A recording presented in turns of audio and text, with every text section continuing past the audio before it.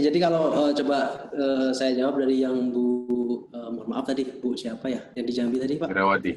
Ya, itu setelah saya cek memang kalau dari data kami yang memang untuk menyusun proyeksi ini di Jambi itu memang di tahun 2000 Jambi zona 8 di tahun 2018 itu defisit sekitar 60 mm dan di tahun 2019 defisit 251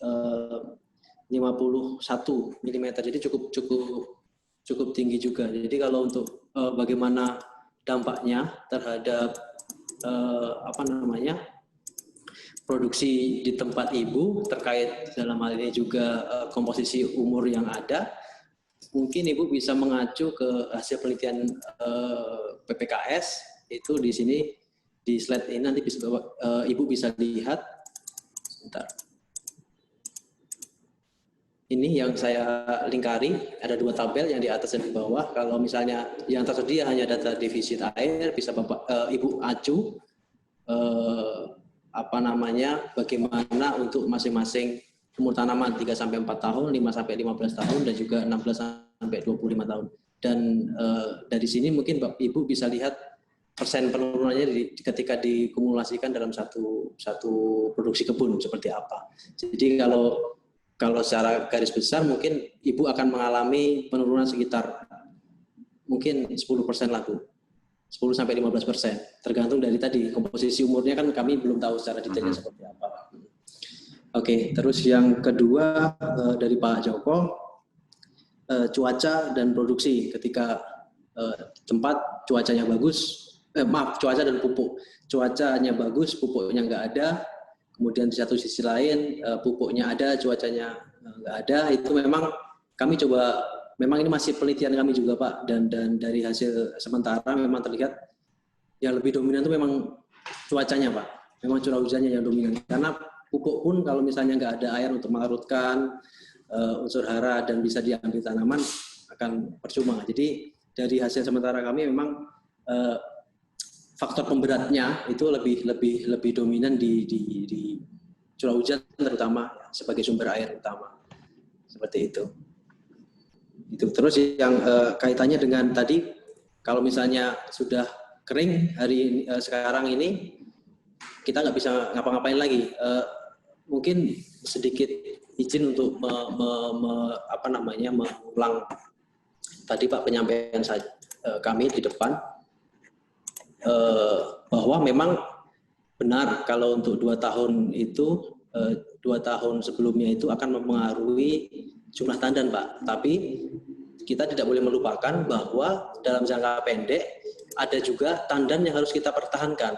Artinya tandannya sudah ada itu jangan sampai dia kisut gitu terus kempes dan pengisian minyaknya tidak optimal. Jadi pengaruhnya ke berat tandannya akan tidak optimal. Jadi tetap harus ada yang kita lakukan untuk langkah-langkah preventif agar kehilangan atau losses akibat defisit air itu tidak semakin menjadi-jadi. Jadi dalam jangka pendek kita bisa mempertahankan tandan yang bertahan atau yang survive, sedangkan dalam jangka panjang ya mungkin kita dalam tanda kutip nothing to do karena kan sudah terlanjur, sudah kering. Jadi kedepannya memang kalau untuk mengantisipasi ya tadi Pak seperti yang disampaikan oleh Pak Asril, ya mau nggak mau kita harus konservasi tanah dan air. Dan juga mungkin kalau misalnya dalam jangka panjang kita bisa merakit suatu bahan tanaman yang yang mempunyai water use efficiency yang bagus. Jadi dia akan lebih relatif adaptif terhadap kekeringan seperti itu. Semoga menjawab Bapak. Tapi ya tadi upaya-upaya bisa di ini nggak, bisa ditweak nggak kalau sekiranya kan tadi kan Pak Joko bilang apakah given nggak nothing to do kan gitu ya nggak Pak ya?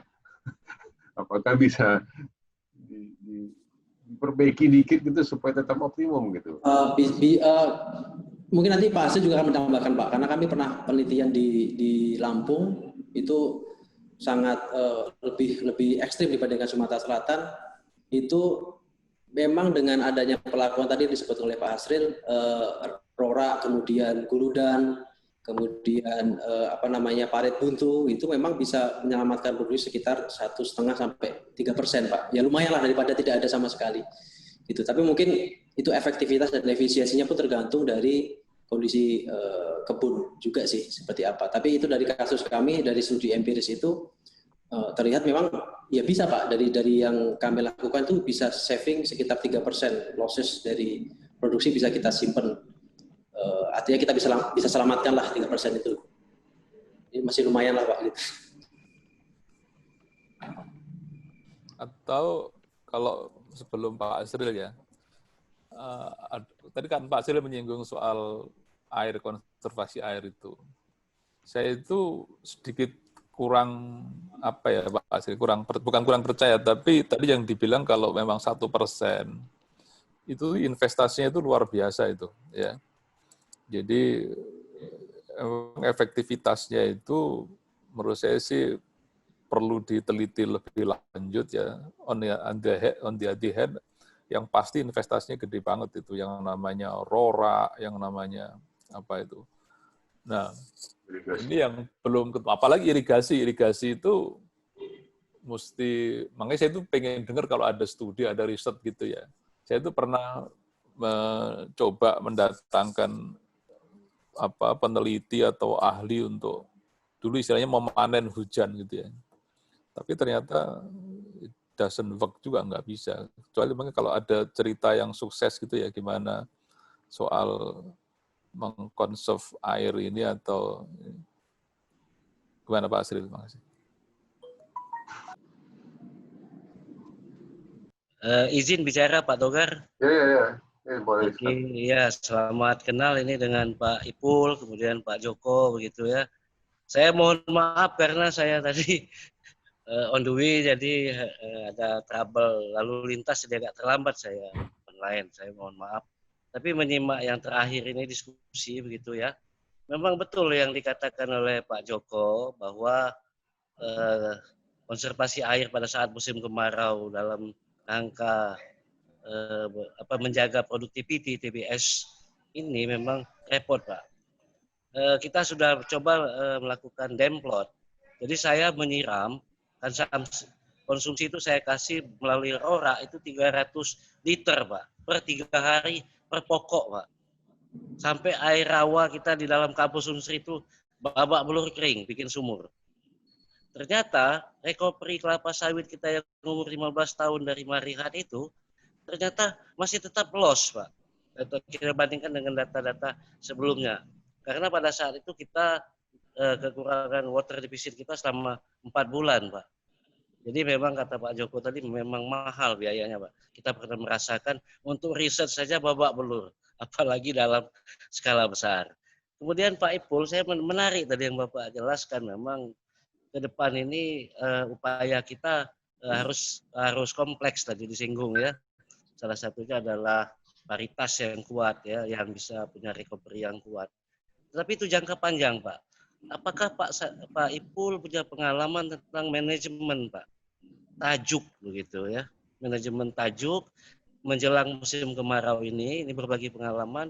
Apakah karena di tingkat petani manajemen tajuk itu saya lihat tidak jalan, Pak. Cuman teorinya aja kan, sanggul 1, 2 dan seterusnya itu kan. Faktanya dengan harga TBS yang murah sekarang ini, kelapa sawit pada gondrong ini. Di sisi lain, jadi manajemen tajuk nggak jalan, di sisi kebutuhan air evaporasinya tinggi, ini kan jadi ancaman juga ini Pak. Maka ini ada dampaknya nantinya ke hasil begitu Pak Ipul. Itu saja pertanyaan saya. Terima kasih.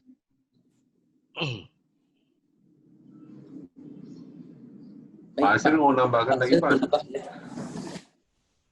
Ya, baik Pak Togar. Jadi kalau memang konservasi itu mahal ya memang betul mahal, ya, apalagi irigasi.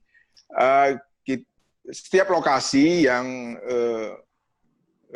frekuensi cekaman kekeringannya cukup kerap, cukup sering ya. Jadi di kebun-kebun yang seperti itu harus jeli kita mengintip musim gitu ya, mengintip hujan bulanan. Jadi betul tadi kata Pak Iput, yang pertama kalau udah defisit atau mulai musim kemarau itu harus stop pemupukan, Dalam hal ini kalau sudah sederhananya aja, kalau sudah 20 hari berturut-turut tidak hujan, stop pupuk.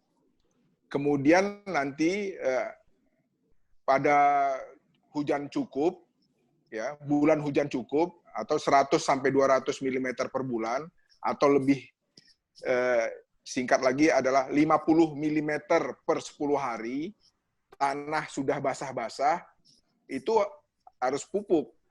Jadi ketersediaan pupuk memang harus selalu ada gitu. Jadi lokasi-lokasi yang demikian harus jeli mengintip kita bisa mupuk. Itu adalah tujuannya untuk menjaga kesehatan tanaman sehingga dia bisa bertahan lebih tahan pada saat terjadinya cekaman kekeringan gitu. Nah itu kan 2 kali aja mupuk setahun. Jadi pada semester 1 pasti adalah bulan-bulan yang hujannya cukup untuk melakukan pemupukan. Itu harus jeli dan harus intensif dilakukan pemupukan pada bulan itu. Dan kalau arealnya lebih luas ya sumber daya harus lebih untuk mupuk pada bulan-bulan yang airnya cukup. Itu yang untuk menjaga kesehatan tanaman dan itu bisa lebih sustain. Jangan kita lengah di areal yang itu. Beda dengan Sumatera Utara yang punya waktu yang lebih panjang untuk bisa memupuk. Saya kira itu, Pak. Makasih. Terima kasih, Pak Asril. Ada tambahan mungkin dari Pak Iput lagi? Ya, terima kasih Pak Asril. Sekali lagi menanggapi Pak untuk yang memang kalau untuk konservasi kami akui Pak memang perlu kita perlu teliti lebih jauh lagi berapa sih sebenarnya dampak dari terutama dampak ekonomisnya terhadap investasi untuk bangunan konservasi air. Dan untuk yang tadi untuk pertanyaan dari Pak Umar mengenai manajemen pelepah ya Pak ya, manajemen pelepah. Itu kalau pelepah yang di sini yang Bapak maksud yang sudah kering atau pelepahnya masih hijau atau gimana Pak? Pelepah yang saya maksud itu Pak, banyak kita ini lalai di kebun Pak. Padahal pelepah itu sudah pelepah tua begitu ya. Jadi pelepah tua itu sebenarnya kan masih evapotranspirasi. Jadi ini kan menyebabkan tanaman makin cepat drop begitu akibat water deficit. Silakan Pak. Ya memang betul Pak. Yang Bapak sampaikan itu betul. Memang kalau saya tadi sebenarnya kalau misalnya ada ini Pak, nanti bisa saya sampaikan ini sih. Saya sampaikan ada slide kami itu bagaimana perbandingan ketika kita memanage pelepah itu di sekitar jumlah Songgo 1 atau 40, Songgo 2 48, ketika gondrong seperti apa, ketika kurang seperti apa.